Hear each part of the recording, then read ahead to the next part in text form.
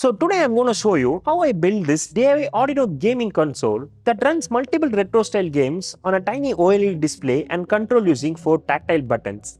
And yes, it's fully portable and pocket sized. Now let me quickly show you the games on this console. All the games are inspired by classic arcade games but recreated to run smoothly on this specific hardware setup. You can scroll through the menu, select a game and it starts instantly. Each game has its own gaming logic, scoring system and basic sound effects. Even though the hardware is minimal, the gameplay feels more smoother and fun. Without further delay, let's get into the video.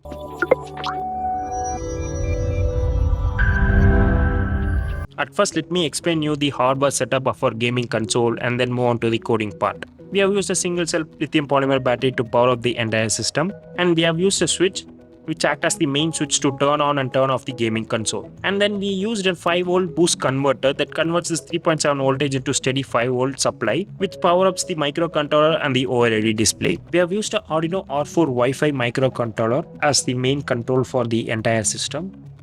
To display the game, we have used the 0.96-inch OLED display, which is powered using 5 voltage supply from the Arduino, and the communication between the microcontroller and the display is established via I2C communication. To give input commands to our game, we have used 4 tactile buttons, which corresponds to up, down, right and left commands. One end of the buttons are connected to digital inputs and the other ends are connected to ground.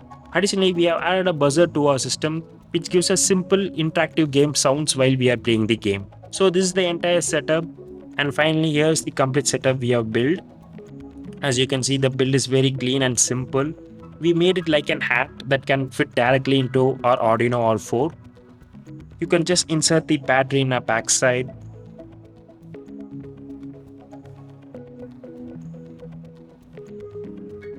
And then plug it to our Arduino just like that. Once programmed, and you can power on the console, directly get into game.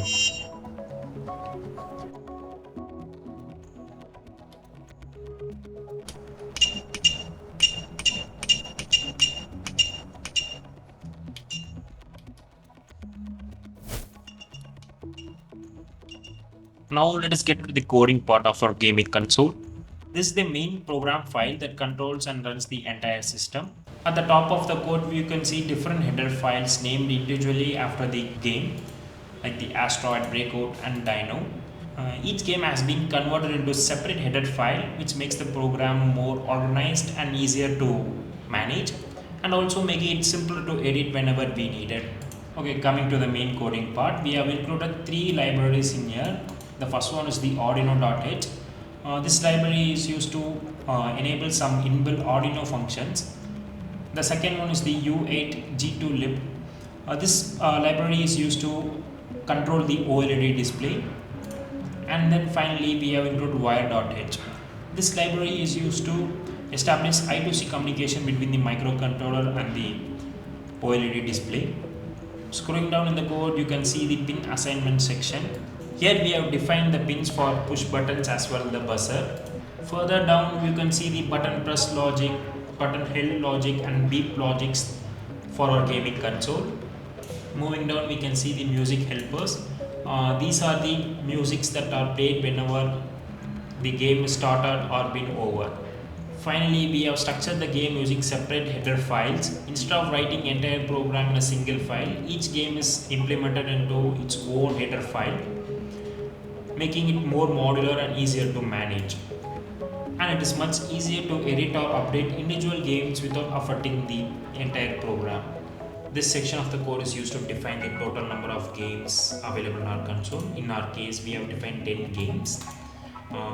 And below that we can see the menu select function. It is responsible for handling the menu navigation in our user interface.